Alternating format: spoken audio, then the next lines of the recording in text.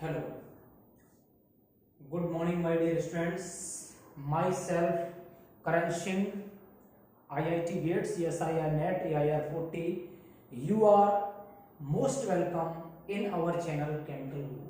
My dear students and my friends, if you are preparing for CSIR NET, GRF, IIT Gate, TIFR, Geoscientist, and NEET, so you must subscribe our channel Chemical Guru. So dear students, without wasting your time, let's start. Today we have take the topic physical chemistry for the CSIR NET. In physical chemistry we take the electrochemistry. In this video, dear friends, we will discuss those concepts or only those topics which are frequently asked in the CSIR NET or IIT exams. Because you know that the syllabus of the physical chemistry is so broad. So broad physical chemistry syllabus you can't study even 1 year. So we take only those concepts which are repeatedly asked in the CSIR NET or the IIT Gate or the Geoscientist. So dear students, you continue with me, and first of all we will solve and we will discuss the concept in one video. In this video we will discuss the concept, and then 2 or 3 videos we make on the topic this Debye-Heckel. Debye-Heckel, first of all we take the topic Debye-Heckel. This is a very important topic, Debye-Heckel. From this Debye-Heckel topic, 1 or 2 questions are compulsory asked from this topic Debye-Heckel. So listen clearly, and first of all you take the pen on your copy. So write the concept we are explaining here. Debye-Heckel. First of all we take the topic Debye-Heckel. We will study some points in the Debye-Heckel. Debye-Heckel limiting law, activity, relation between the mean ionic activity and the mean ionic activity coefficient, Debye-Heckel limiting law in terms of chemical potential, equation for Debye-Heckel theory in terms of electrical potential. So let's start. First point, that is Debye-Heckel limiting law. Okay, in Debye-Heckel limiting law, it is also known as Debye-Heckel equation. By the Debye-Heckel limiting law, we generally calculate the Debye-Heckel screening length or the simply Debye length. It is represented by lambda d or simply K inverse equal to epsilon naught epsilon r K B T upon 2 e square n a I whole to the power 1 by 2, and K inverse equal to epsilon naught kV upon 2e square na to the power 1 by 2 into epsilon r t upon I whole to the power 1 by 2. So this is the expression for the Debye-Heckel screening length or simply Debye length lambda d. Okay. So what is the lambda d? What is the Debye-Heckel length? Actually Debye-Heckel length, this is the thickness of the ionic atmosphere created around the ions. Suppose that if you take an electrolytic solutions, in the electrolytic solution there is a ionic atmosphere created around the ions. Suppose that around the cation there is a ionic sphere of the anion, around the anion there is ionic sphere of the cation. So the distance, the thickness, let's take an example. Suppose that this is a charge, and here the ionic sphere is created here, ionic sphere. So distance, this is the thickness, this is the thickness of the ionic atmosphere around the ion. This is known as the lambda d or the screening length. Okay, so now we will discuss only the concept and numerical related to that, not go in the detail in the theory. Okay, so this is the very important concept.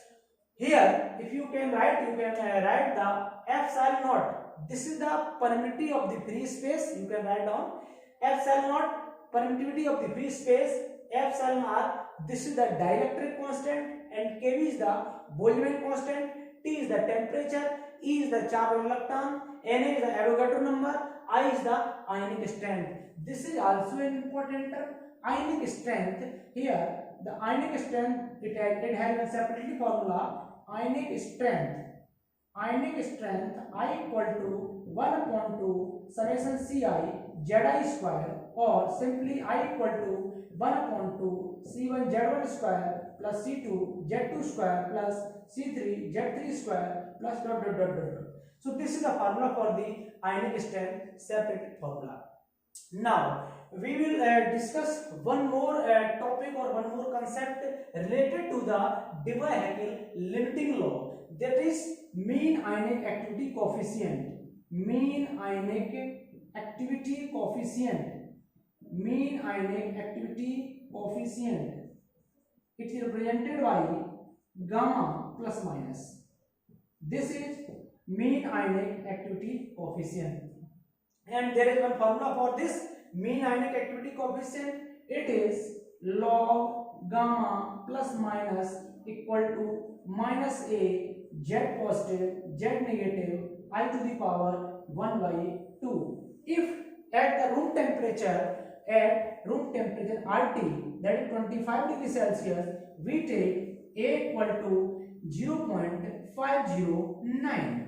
When we put in place of A log gamma plus minus equal to minus 0.509 z positive z negative I to the power 1 by 2. So this is the formula for the mean ionic activity coefficient. Okay, and you also remember that you not forget this minus, because this is very important when you will solve the numerical. So this minus, you don't forget this minus. Okay, so this value in the minus, this formula for the mean ionic activity coefficient. Clear? You note down this formula. Now we will start on discuss the next formula.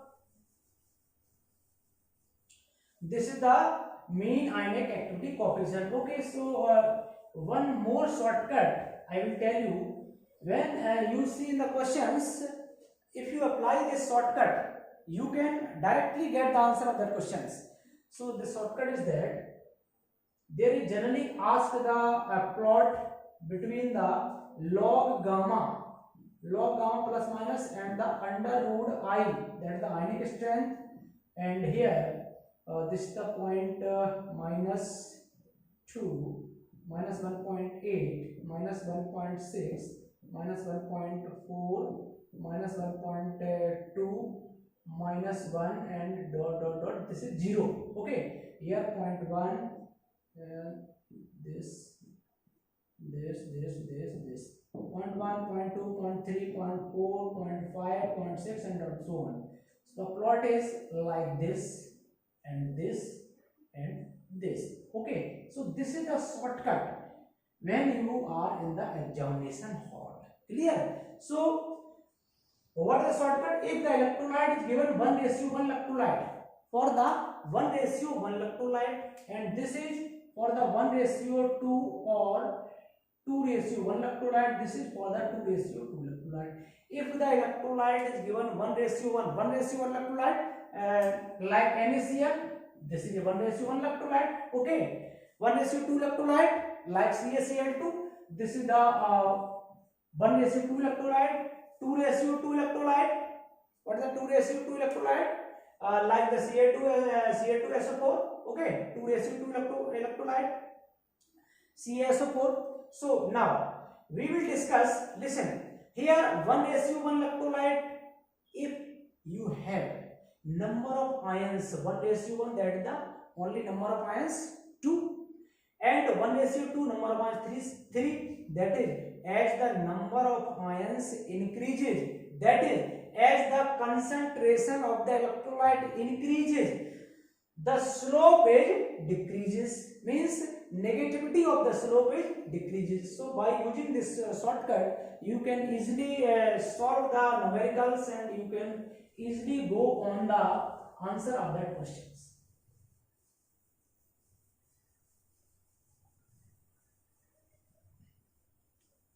Second point, we will discuss the activity. Okay, what is activity? Actually, activity, this is the active species, or this is the active concentration of the species. Understand? Yeah, or we can say the effective concentration of an species in the electrolyte. The effective concentration of an species in an electrolyte is called the activity. And you must know that the chemical potential of an electrolyte is depend on the activity. Chemical potential mu, this is depend on the activity. Now we will see one by one. Here the A, we can represent the activity in three terms. If we represent the activity in terms of mole fraction, if we take the concentration in terms of mole fraction, okay, representation of the activity in terms of mole fraction, okay, concentration takes in terms of mole fraction, that is the activity A x equal to gamma x and gamma. This is the representation of activity in terms of mole fraction. And similarly, representation of the activity in terms of the molarity, that is the C, concentration in terms of molarity, that is AC equal to gamma C and multiplied by C. If the representation of the activity in terms of the molality, that is AM equal to gamma M and M.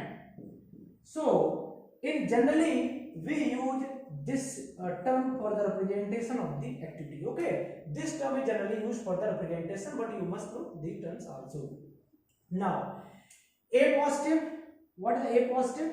Activity for the cation. Okay, activity of cation represented by the A positive. Okay, and the activity of anion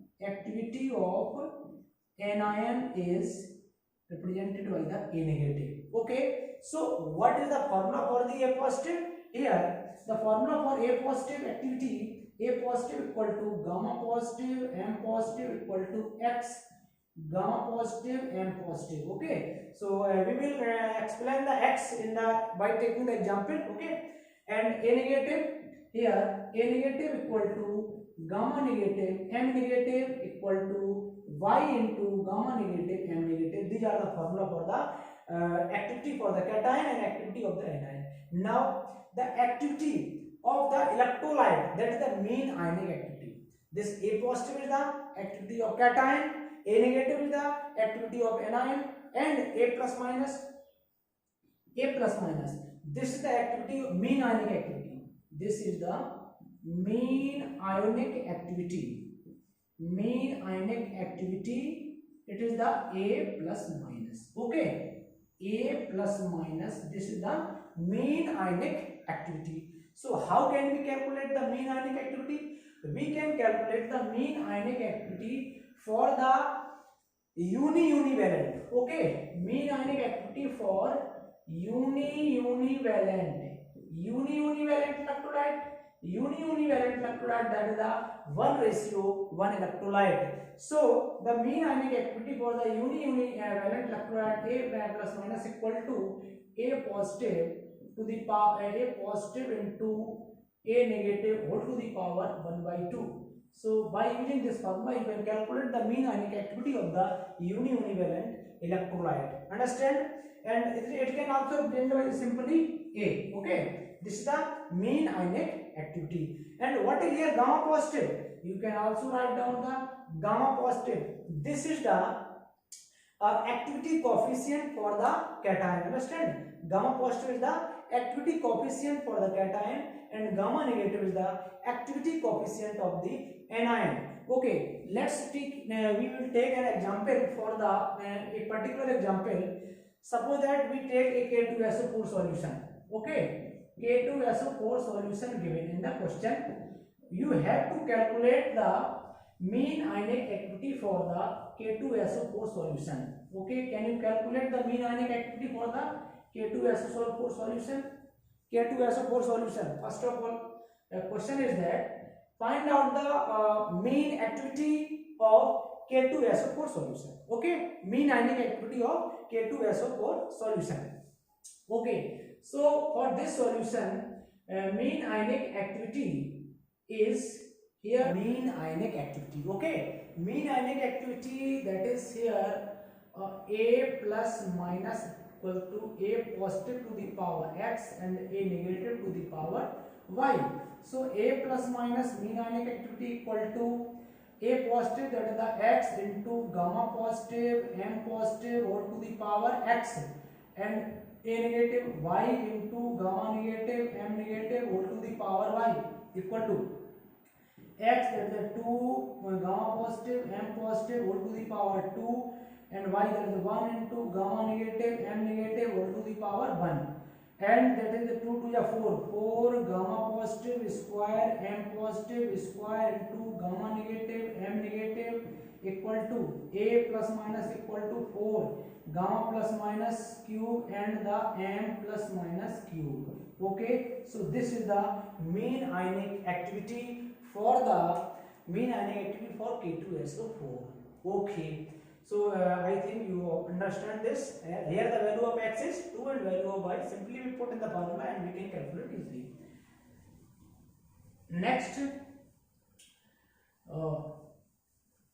point is that the relation between the ionic activity, mean ionic activity, and the mean ionic activity coefficient. Okay, for the relation, okay, relation between mean ionic activity, relation between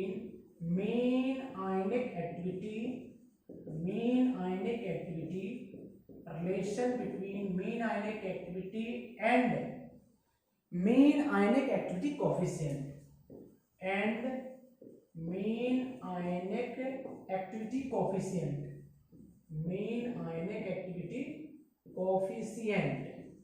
Okay, so here listen, mean ionic activity, that is the mean ionic activity, that is the A plus minus, understand, and mean ionic activity coefficient, that is the gamma plus minus. Okay, here as we know that A positive plus minus equal to A plus to the power x and A negative to the power y. So A plus minus equal to A positive, that is the x into gamma positive m positive whole to the power x. Here x negative, that is the y into gamma negative m negative whole to the power y, and here A positive A plus minus equal to x, that is the x to the power x, and gamma positive, here x to the power x and gamma positive to the power x and m positive to the power x, and y to the power y and gamma negative to the power y and m negative to the power y. So A plus minus equal to x to the power x into y to the power y, we take from here, okay, and gamma plus minus to the power x plus y, and you can write gamma plus minus to the power x plus y and m plus minus to the power x plus y. So this is the relation between the activity coefficient A plus minus and mean ionic activity, mean ionic activity A plus minus, and mean ionic activity coefficient gamma plus minus. Okay, so next we will talk on the fourth point, Debye-Eckel limiting law.